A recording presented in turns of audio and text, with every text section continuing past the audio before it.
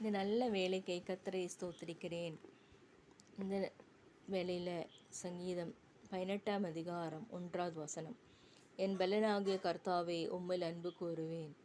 என் பலனாகிய கர்த்தாவே, கர்த்தர் என் பலன், கர்த்தர் தான் பலன். கர்த்தரன் பலனாகிய கர்த்தாவே என்னில் உம்மில் அன்பு கூறுவேன் என்று ஒரு சங்கீதம், தாசனாகிய தாவீதினுடைய சங்கீதம்.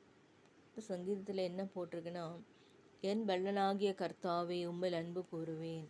அன்பு கூறுவேன் என்ற பாடல் இருக்கிறது. அன்பு கூறுவேன் இன்னும் அதிகமாய், உம்மிடத்தில் அன்பு கூறுவேன், கர்த்தரிடத்தில் அன்பு கூறுவேன். என்ன வந்தாலும் கர்த்தாவே ஏசப்பா உம்மையில் அன்பு கூறுவேன் நம்ம சொல்வோமாக. என் பலனாகிய கர்த்தாவே, கர்த்தர் என் பலன். என்னை பலப்படுத்தும் கிறிஸ்துவினால் எல்லாவற்றையும் செய்ய எனக்கு பலன் உண்டு. என் பலவீனத்தில் கர்த்தருடைய பலன் பூர்ணமாக விளங்கும். கர்த்தரின் பலன் என்று நாம் சொல்வோமாக, அறிக்கை செய்வோமாக. கர்த்தரின் பலன், கர்த்தரிடத்தில் நான் அன்பு கூறுவேன் என்று நாம் அறிக்கை செய்வோமாக. எந்த நிலையிலும், எந்த கஷ்டமான பிரச்சனைகளிலும், தோல்விகளிலும், சஞ்சலங்களில் இருந்தாலும் கர்த்தரிடத்தில் நாம் சொல்வோமாக, இயேசுவானவரே நான் உம்மில் அன்பு கூறுவேன் அப்பா, ஏசப்பா உம்மில் நான் அன்பு கூறுவேன் ஏசப்பா நம்ம சொல்வோமாக. என் பலனாகிய கர்த்தாவே, கர்த்தராகிய தேவன் என் பலன், என் அடைக்கலம், என் கோட்டை, என் துரோகம், என் கேடகம், நம்பியிருக்கிற என் பிதா, நான் நம்பியிருக்கிற என் கர்த்தர் என்று நாம் சொல்வோமாக. என் நம்பிக்கை என்னுடைய விசுவாசம் எல்லாம் இயேசுவானவர் மேல் என்று நாம் சொல்வோமாக. உலகத்தில் எல்லாரும் நம்மை தூஷிக்கலாம், மற்றவர்கள் அற்பமாக எண்ணுவார்கள். ஆகவே நாம் நம்முடைய காரியங்களை இயேசுவானவரிடம் சொல்வோமாக. மனிதர்களிடம் போய் சொன்னால் அவர்கள் அற்பமாக சிந்திப்பார்கள்.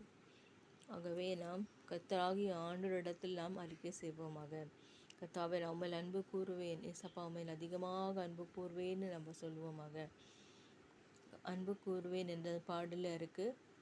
எல்ட்ரோய் என்னை கண்டீரே, எல்ட்ரோய் என்னை கண்ட தேவன், யெகோவா ராஃபாஸ் சுகம் தரும் தேவன், அதே போல் எபினேசர் இதுவரையில் உதவி செய்தவர், இதுவரையில் கர்த்தர் நம்மை காத்து கொண்டார்.